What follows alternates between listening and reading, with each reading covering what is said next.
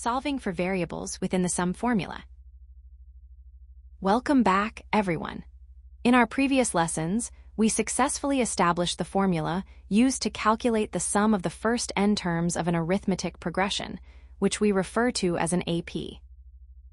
Let's take a quick look at that formula again to ensure we are all on the same page. The sum, which we denote as S sub n, is equal to n divided by 2, multiplied by the quantity 2, plus the quantity n minus 1, all multiplied by d. To make sure there is no confusion, let's define our variables clearly. S sub n represents the total sum of the first n terms. N is the total number of terms we are considering. A is the value of the very first term in our sequence, and d represents the common difference between consecutive terms. Now here is the important part for today's lesson. In many advanced mathematical problems, you won't just be asked to find the sum. Instead, the problem might provide you with the total sum and ask you to work backward to find one of the other missing pieces, whether that is the first term, the common difference, or the number of terms. To do this, we won't just be plugging numbers in. We will need to use algebraic manipulation to isolate the variable we are looking for. Over the next few slides, I will show you exactly how to handle each of these three specific scenarios. 1. Finding the sum Sn $. The first type of problem we will encounter is finding the sum, or S sub n. This is actually the most straightforward application of the formula. You don't need to perform any complex algebra here. When you already know the first term, the common difference, and the number of terms, you simply substitute these values directly into the formula. To see this in action, let's look at a real-world example involving monthly savings. Imagine a student decides to start saving money in a piggy bank. In the first month, they save $100. Each subsequent month, they increase their monthly saving by $20. The question we want to answer is, how much total money will the student have saved after 12 months? Let's walk through the step-by-step solution together. First, we need to identify our known variables from the problem. Our first term, is 100. Our common difference, d, is 20, and the number of terms, n, is 12. Second, we substitute these values into our sum formula. So, S sub 12 equals 12 divided by 2, multiplied by the quantity of 2 times 100, plus the quantity of 12 minus 1, times 20. Third, we simplify the expression inside the brackets. 12 divided by 2 gives us 6. Inside the brackets, 2 times 100 is 200, and 12 minus 1 is 11. So, we have 6 multiplied by the quantity of 200 plus 11 times 20. Multiplying 11 by 20 gives us 220. Now, we add 200 and 220 to get 420. Finally, we calculate the final sum. We are left with 6 multiplied by 420, which equals 2,520. So, our final answer is that the total savings after 12 months is $2,520. Now that we have reviewed the components of our sum formula on the previous slide, let's look at our first scenario. While this was a simple substitution, keep in mind that in the next slide, we will look at what happens when we have to work backwards to find a missing variable. 2. Finding the common difference, d $. Now that we have seen how straightforward it is to find the sum when all other variables are known, let's move on to our second scenario, finding the common difference, which we call d. In this case, you aren't looking for the total sum. Instead, you are already given the sum, the first term, and the number of terms. Your mathematical goal here is to use algebraic manipulation to isolate d on one side of the equation.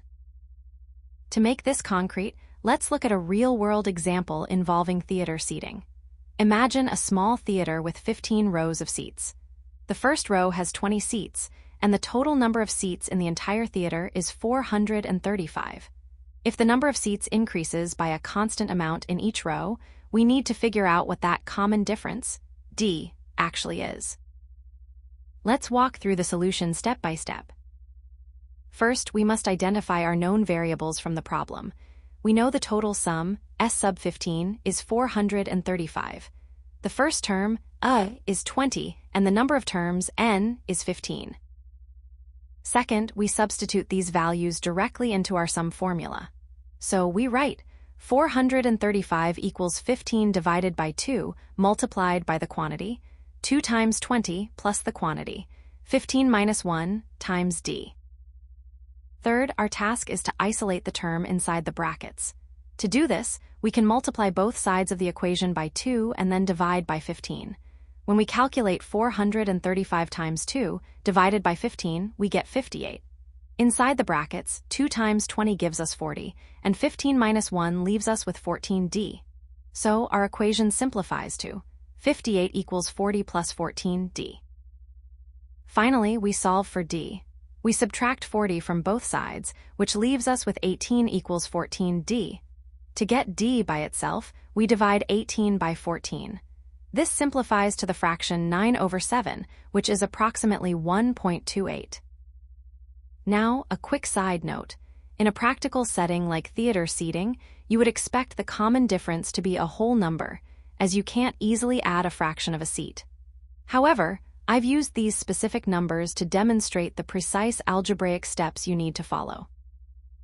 This process of isolating a variable is a vital skill, especially because the next scenario we will cover, finding the number of terms, is much more complex. 3. Finding the number of terms, n $. Now we move on to the third scenario, which is finding the number of terms, represented by n. I must warn you, this is the most complex scenario we will encounter. Unlike the previous slides where we were just substituting values or isolating a single variable, finding n is a bit trickier because n appears in two different places in our formula, once outside the brackets and once inside. This means we won't just be solving a simple linear equation. We will actually end up with a quadratic equation. To make this concrete, let's look at a real-world example involving fitness training. Imagine an athlete starts a program doing 5 push-ups on the first day. Every single day, they increase their count by 2 push-ups.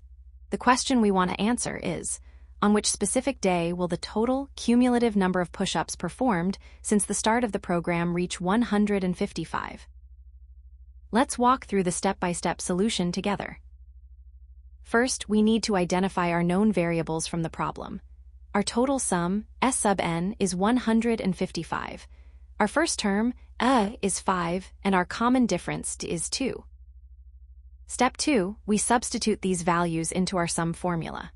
So, 155 equals n divided by 2, multiplied by the quantity of 2 times 5, plus the quantity of n minus 1, times 2.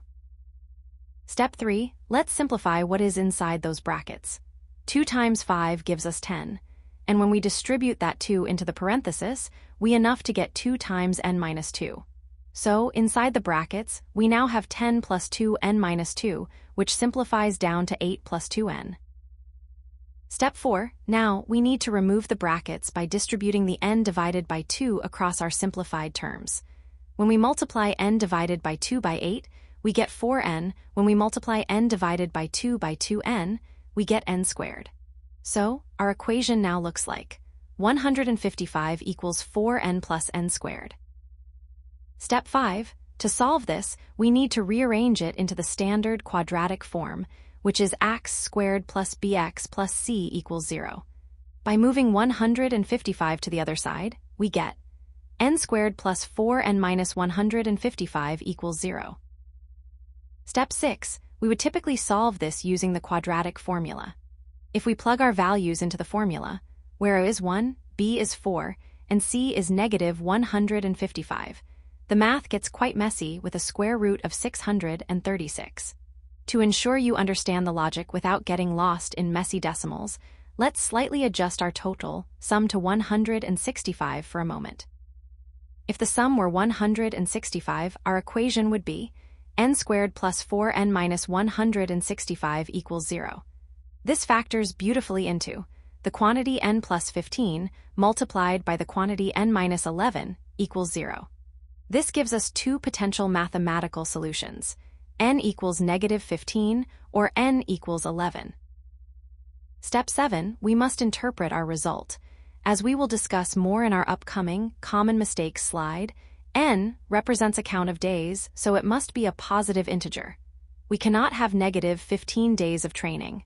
Therefore, we discard negative 15. This leaves us with our final answer. The total number of push-ups will reach our target on the 11th day. Common mistakes to avoid. Now that we have walked through the different methods for finding the sum, the common difference, and the number of terms, I want to pause and discuss some common pitfalls. As you move from simple substitution to more complex algebraic manipulation, it is very easy to make small errors that lead to incorrect answers. First, let's talk about ignoring the nature of n. Remember, in an arithmetic progression, n represents a position or a count of terms. This means n must always be a positive whole number. As we saw in our previous example with the fitness training, solving a quadratic equation might give you two different answers, such as negative 15 and 11. In that context, you must discard the negative value because you cannot have a negative number of days. If your result is a fraction or a negative number, it simply cannot be a valid solution for n. Second, watch your order of operations. When you are working through the steps to find the common difference, d, as we did with the theater seating example, do not rush to isolate d immediately. You must first simplify everything inside the square brackets. If you try to move terms around before simplifying the terms inside the brackets, your entire calculation will be off.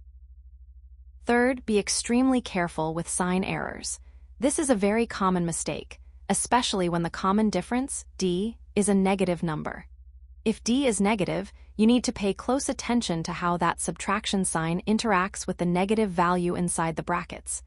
A negative d can easily turn a subtraction into an addition, and if you miss that, the rest of your algebra will be incorrect. Finally, keep an eye on incorrect distribution. When you're solving for n, you will often have the fraction n divided by 2 sitting outside the brackets. It is vital that you multiply that n divided by 2 by every single term inside the brackets. If you only multiply it by the first term and forget the second, you won't be able to form the correct quadratic equation. Keep these points in mind as we wrap up with our final summary of the key takeaways. Key takeaways. All right, we have reached the end of our lesson. Let's take a moment to recap everything we have covered today so you can approach these problems with confidence. First, remember that if you are asked to find the sum, denoted as S sub n, your task is the most straightforward. Simply use direct substitution. You take the values you know for the first term, the common difference, and the number of terms, and plug them straight into the formula. Second, if the problem asks you to find the common difference, which we call d, you will need to use your algebra skills. Substitute the known values for the sum, the first term, and the number of terms, and then use linear algebraic steps to isolate d on one side of the equation. Third, finding the number of terms, or n, is the most challenging part of our lesson. As we saw in our fitness training example, because n appears in 2 different places in the formula, you will often end up with a quadratic equation. Your goal here is to substitute the knowns, simplify the expression, rearrange it into a standard quadratic form, and then solve for n. A very important rule to keep in mind, which we touched on in our common mistakes slide, is that you must always check your final values for n. Since n represents a count or a position, you must always discard any negative values or any non-integer fractions. In the context of these problems, n must be a positive whole number. Finally, never forget that the general formula, S sub n equals n over 2, multiplied by the quantity 2a plus the quantity n minus 1 times d, is your primary tool. Whether you are looking for the sum, the difference, or the number of terms, this single formula is the foundation for all 3 scenarios. Keep practicing these algebraic manipulations, and you will master this topic in no time. Great job today!